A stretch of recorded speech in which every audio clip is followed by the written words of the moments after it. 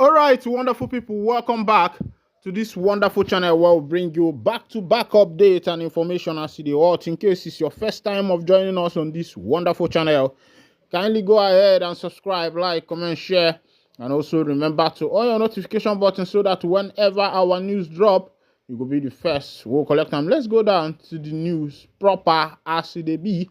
IPOB warns Tinubu's government of harsh consequences over Nnamdi Kanu's deteriorating health.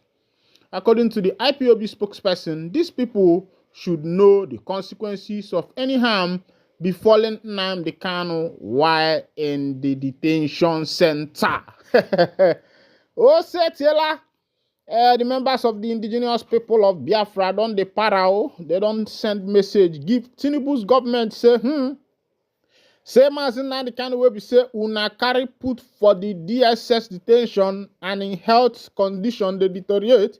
Say they say that thing it get consequences. So make we go down to the full detail of the information because as I dey see, it be like say kasala go burst soon. The indigenous people of Biafra IPOB has raised the alarm over the deteriorating health condition of its detained leader Nnamdi Kanu, warning the president Bola Tinubu-led government against the harsh consequences of Kanu's continued detention. IPOB, in a statement issued on Monday by its media and publicity secretary Emma Powerful, said that the health condition of Kanu, who is currently detained at the Department of State Service DSS headquarters facility in Abuja, is deteriorating. Powerful added that it has become very obvious that the Nigerian government, the Nigerian judiciary, the DSS operatives, and some Igbo Southeast politicians are all together in a plot to eliminate Mazi Nnamdi Kanu. According to the IPOB spokesperson, these people should know the consequences of any harm befalling Nnamdi Kanu while in their custody. We have repeatedly demanded for the release of Nnamdi Kanu as ordered by Nigerian Appeal Court, which discharged and acquitted him of all charges. Similarly, the Supreme Court had ruled that Nnamdi Kanu did not jump bail. He said the same Apex Court declared his abduction extraordinary rendition from Kenya to Nigeria illegal. If the federal government and DSS have not succeeded in destroying IPOB since 2021, that they kidnap an extraordinary rendition Mazi Kanu, what makes them think that they can destroy IPOB now?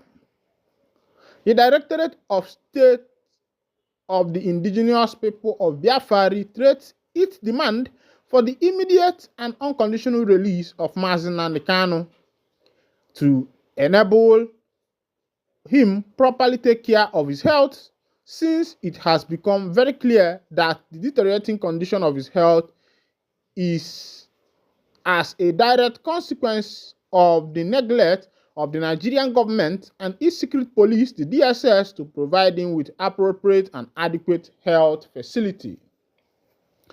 The Nigerian judiciary should not dance to the tune of the lawless executive branch of government of the Zuuu called Nigeria and its DSS by colluding to violate the rights and the freedom of our leader, Mazi Nnamdi Kanu.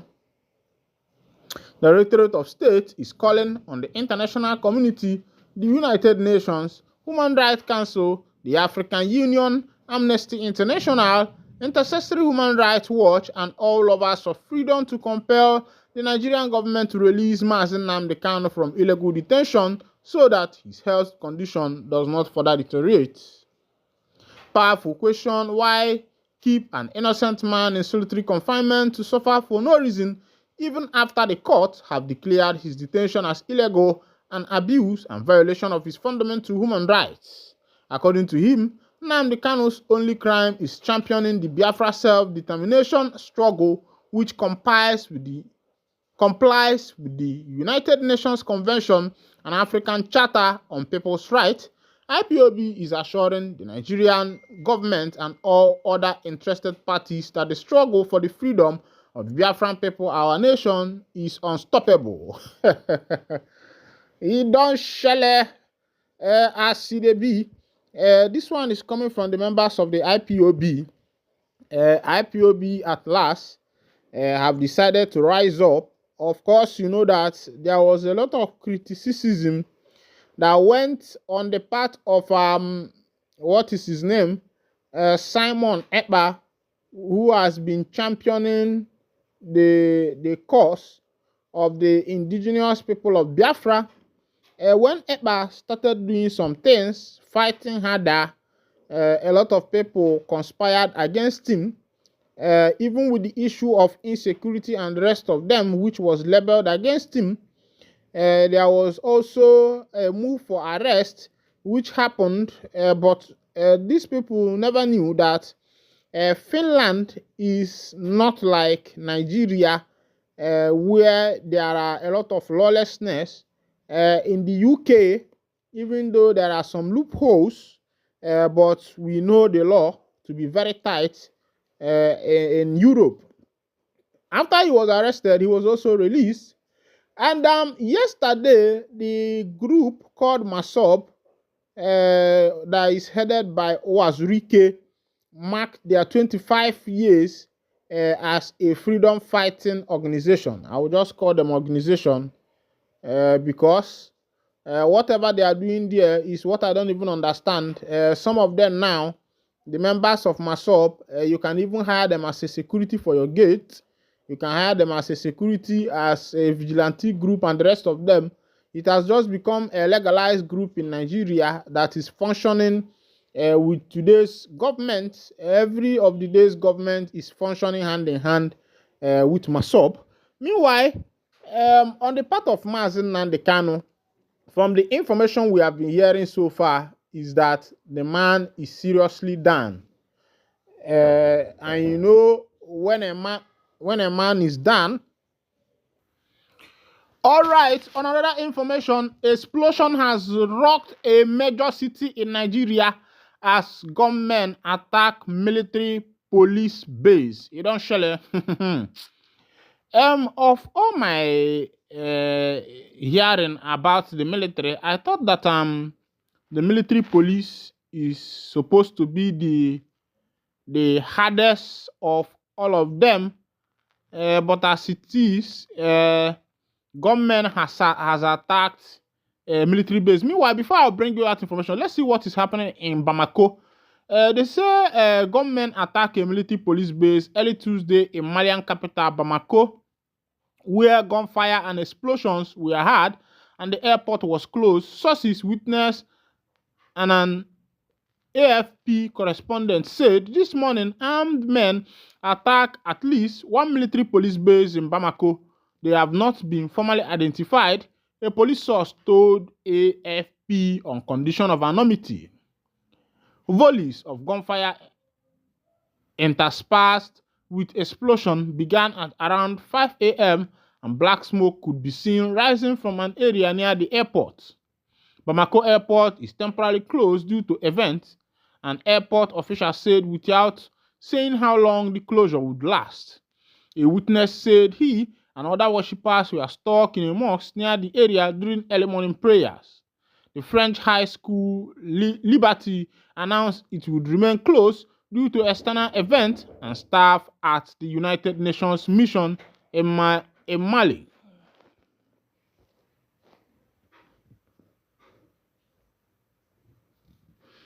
In Mali received a message urging them to limit their movement until further notice.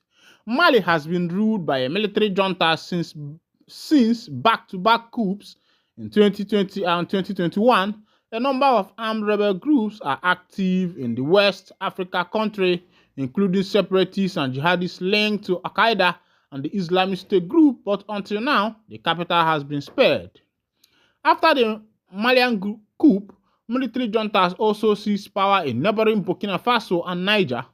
Under junta-led Council Assimi Goïta, Mali broke a long-standing alliance with European partners and former colonial power France, turning instead to Russia and East Wenja mercenary group for support.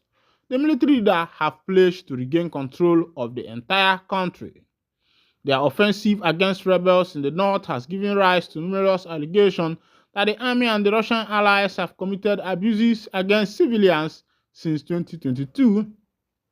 charges they deny. This one is happening live in Mali. Mali. Remember that as it is now, Mali is in the hands of the military, and the military took over.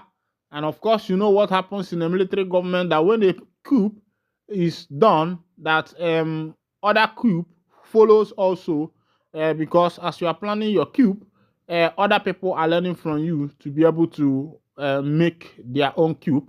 As it is, Nigerian Army slams IPOB for torturing retired corporal in a viral video. Osetila. The Nigerian Army has expressed strong condemnation of a distressing video circulating online, which was shared by Simon Ekpa, the Prime Minister of the Biafra Republic government in exile.